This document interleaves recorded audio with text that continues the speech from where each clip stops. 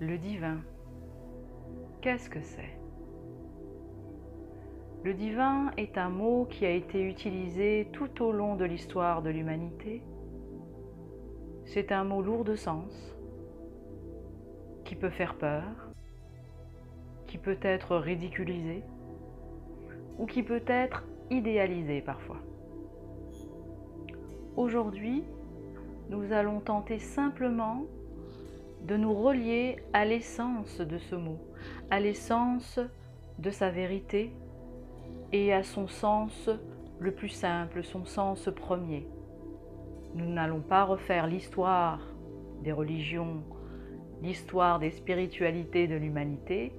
Nous allons tenter simplement de revenir à l'essence de ce mot. Alors le divin, qu'est-ce que c'est? Dans la nature, toute plante, tout minéral et tout être vivant en général est régi par une force vitale qui organise de manière harmonieuse et intelligente sa naissance, sa croissance, sa mort et sa renaissance pour en perpétuer son existence, pour sa pérennité. Et lorsque cet être vivant meurt, parfois dans les conditions les plus extrêmes, il reste quand même quelque part une mémoire, une trace infime de son passage, qui peut ressurgir de manière spectaculaire grâce au principe de vie, cette force de vie puissante qui le fait renaître à nouveau. De la même manière, l'être humain naît, vit et meurt, et il est régi par ce même principe de vie, ce principe créateur de la vie. Et quand il meurt, il continue de vivre sous forme d'énergie par la mémoire de la vie qu'il a eue sur la terre. Le divin, c'est d'abord le principe de vie même, dans toute sa simplicité et dans toute sa complexité, à l'origine de toute vie. C'est cette intelligence suprême qui soutient, organise et perpétue la vie dans une cohésion parfaite et qui dépasse l'entendement humain. Mais revenons à la nature humaine. Lorsqu'un être humain crée quelque chose, une invention, un objet, c'est à la suite d'une inspiration qu'il a eue, sous forme d'idée ou de ressenti. Cette inspiration est difficilement quantifiable par le cerveau humain, mais elle n'en reste pas moins réelle, car elle est à la base de toute création. Elle est encore plus réelle que l'objet inventé, car c'est cette inspiration qui nourrit l'humain et qui lui permet de subvenir à tous ses besoins. Il saura trouver, créer ce qu'il lui faut pour vivre et évoluer. Et l'objet créé n'est finalement que l'image, le reflet physique de son inspiration intérieure, le principe créateur. Alors qu'en est-il du corps humain? L'humain est lui aussi un objet physique, qui est le reflet, l'image d'une inspiration, plus grande encore que son propre corps. Il est lui-même la manifestation d'un principe créateur, impalpable, invisible, mais pourtant bien réel. L'humain, comme à l'image de l'artiste, ce sont les mains créatrices de ce principe créateur qui insuffle l'inspiration. Le divin, c'est ce principe supérieur, créateur, le souffle de vie, dont l'intelligence, la perfection et la puissance dépassent la conscience humaine. Allons alors encore un peu plus loin dans le divin. Le divin est le principe de vie qui existe en toute chose et le principe créateur à l'origine de toute chose. L'être humain, comme tout être vivant, est lui-même investi de ce principe de vie et de ce principe créateur. L'être humain a ainsi une double nature sur Terre.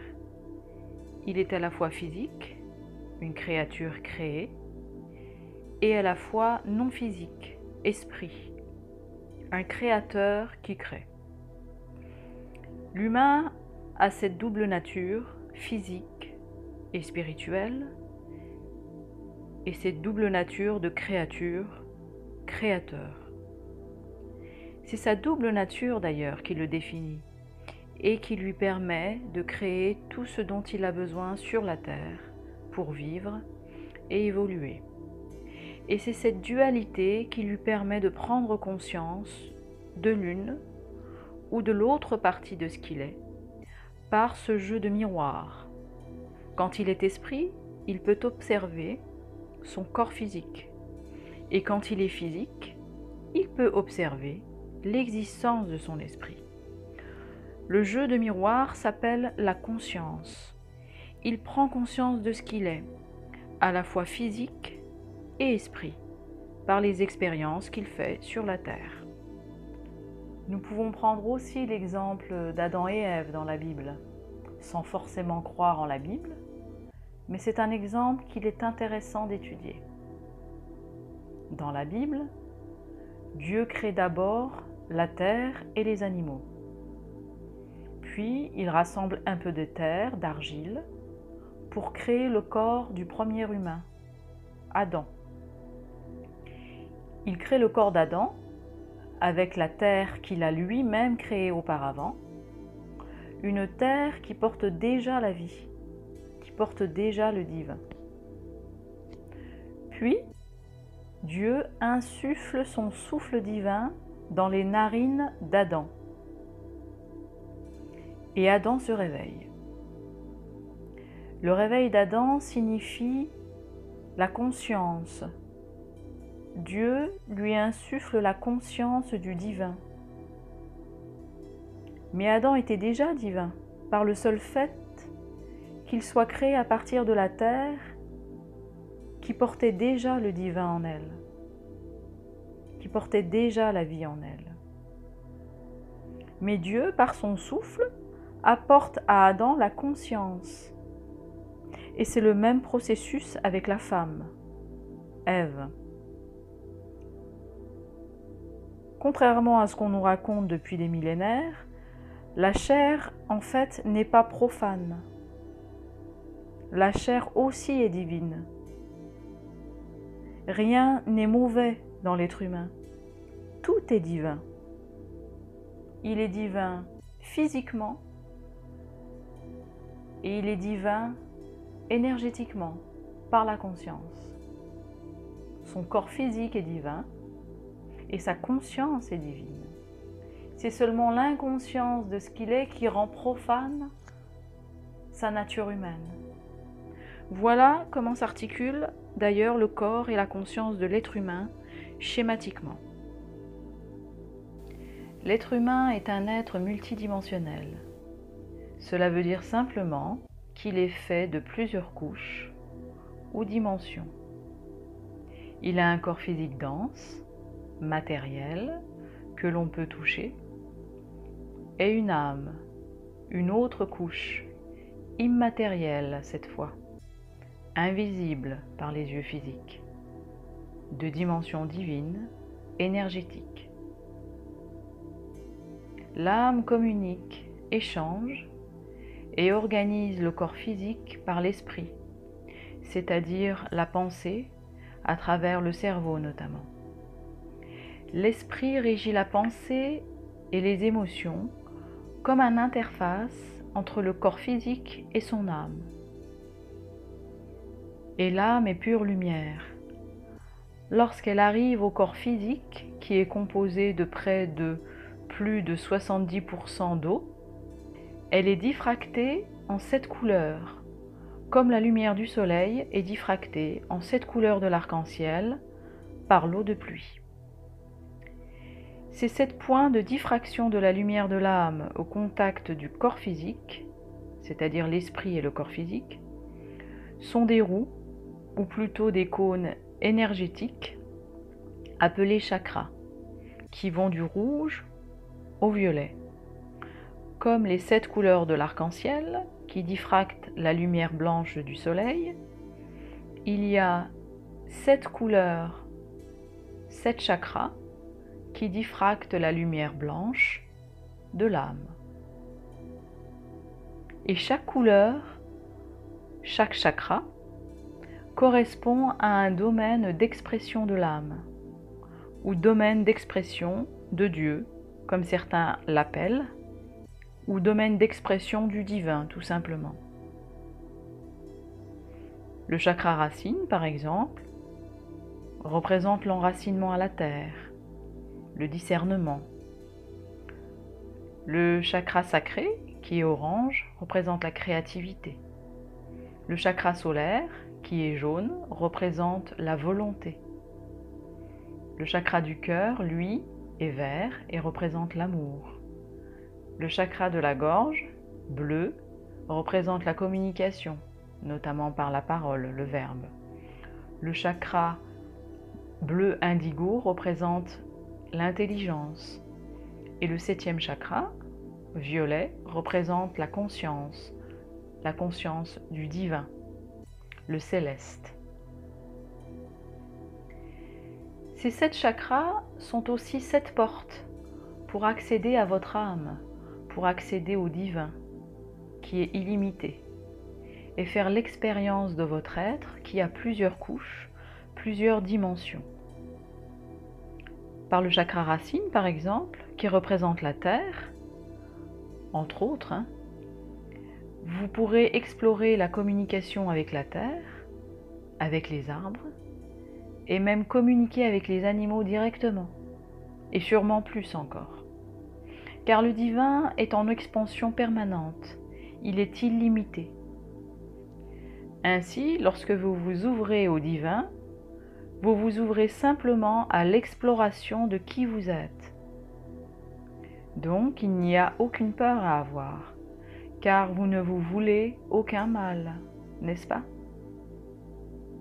Et il y a une force qui permet de relier le corps physique et le corps divin, qui est limité et qui est représenté par l'âme, c'est la foi, l'espérance.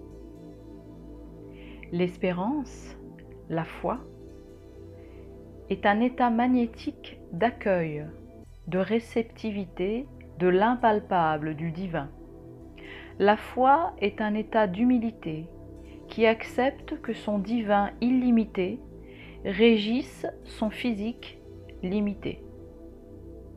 C'est une force de reconnaissance de qui vous êtes, c'est-à-dire un être humain, divin, illimité, dans un corps physique plus limité. Par la foi, vous acceptez la hiérarchie des dimensions qui vous composent.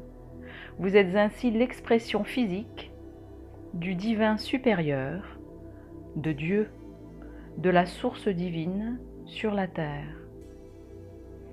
Donc plus vous serez dans cet accueil, dans cette foi de qui vous êtes, plus vous verrez vos capacités extrasensorielles se développer, se révéler en fait. Et alors la magie dans votre vie opérera. Creusons encore un peu plus. Sans inspiration, l'artiste ne peut créer. L'artiste ne peut être heureux. C'est l'inspiration qui insuffle le bonheur. C'est le divin qui remplit le cœur physique. C'est le divin que recherche l'humain dans tout ce qu'il fait, consciemment ou inconsciemment. L'humain recherche l'inspiration divine pour vivre, créer et évoluer. Et qu'est-ce qui rend l'humain heureux et qu'il recherche quoi qu'il fasse? C'est l'amour et la compréhension de ce qu'il est. C'est l'amour que l'humain recherche et la conscience. Le divin, c'est simplement l'amour et la conscience de soi, l'amour et la conscience de la vie. Et c'est cet amour et cette conscience que les spiritualités et les religions du monde entier tentent de trouver, de nourrir et de partager depuis la nuit des temps. Alors comment trouver et exprimer votre divin? Car ce divin n'est qu'à l'aube de sa révélation. Nous n'en sommes qu'au début. Et les chemins qui y mènent sont nombreux, mais plus ou moins longs et plus ou moins directs. Mais seul votre propre chemin compte, car il est unique et permet d'alimenter les autres en même temps. Alors comment connaître votre propre chemin? Comment connaître le divin à travers vous? C'est tout simplement en écoutant vos inspirations, votre petite voix intérieure, fluette souvent, mais qui est le divin qui veut s'exprimer à haute voix. Votre intuition. Votre divin peut s'exprimer par des visions, des images intérieures, des sensations, des ressentis.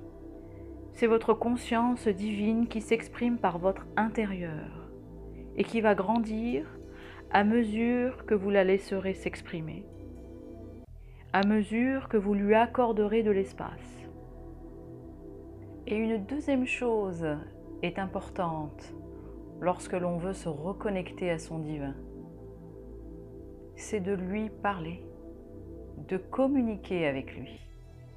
Il s'agit tout simplement de faire ses demandes clairement, de vouloir connaître davantage son divin, de devoir connaître davantage Dieu, la source divine, l'impalpable, en faisant tout simplement la demande, en communiquant avec cette partie de nous supérieure comme à un ami.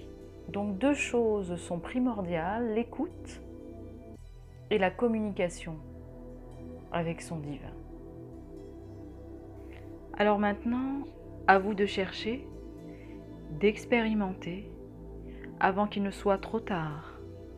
Car ce jeu de miroir, cette dualité permanente entre la nature humaine et la nature divine de l'être humain peut parfois être destructrice. Alors prenez conscience de qui vous êtes, intégrez et agissez.